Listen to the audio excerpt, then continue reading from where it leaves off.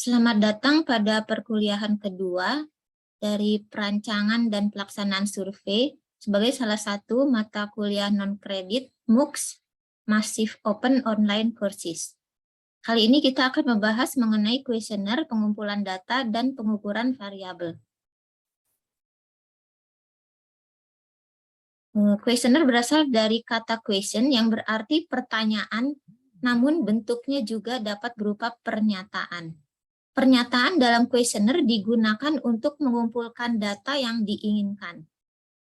Tujuan dari pernyataan adalah untuk menentukan seberapa jauh responden memiliki sikap atau perspektif dalam suatu isu tertentu.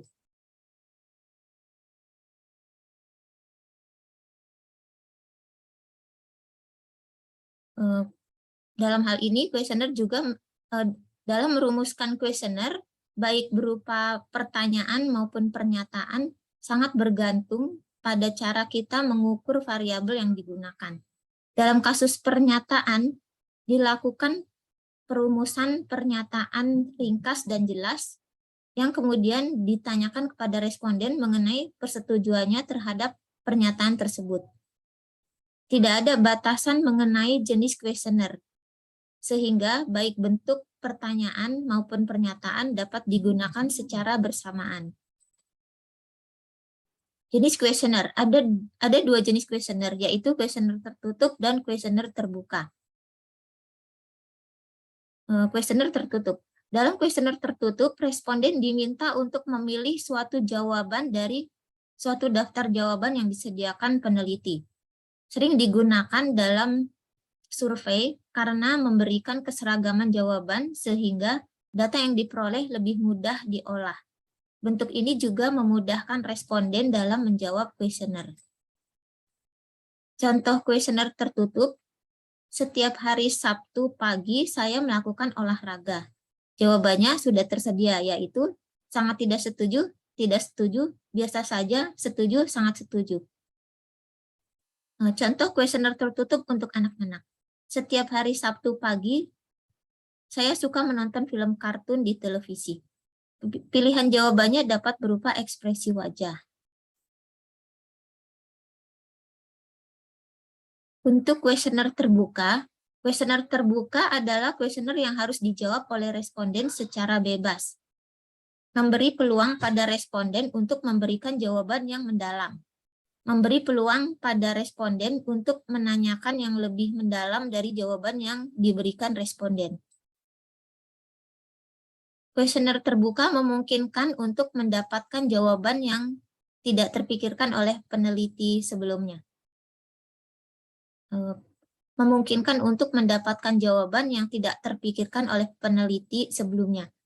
Jenis kuesioner yang sangat baik digunakan dalam pilot study. Permasalahan dalam kuesioner terbuka adalah penggunaan waktu untuk menganalisis jawaban kadang menjadi sangat panjang. Contoh kuesioner terbuka. Yang pertama, menurut Anda, apakah metode pembelajaran visual baik untuk pelajar?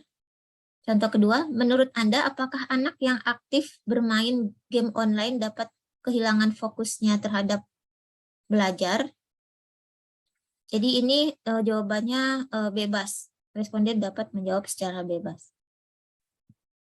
Ketentuan dalam penyusunan kuesioner.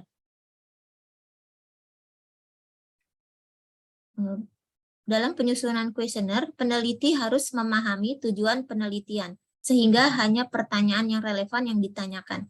Yang kedua, pertanyaan harus jelas dan tidak menimbulkan misinterpretasi.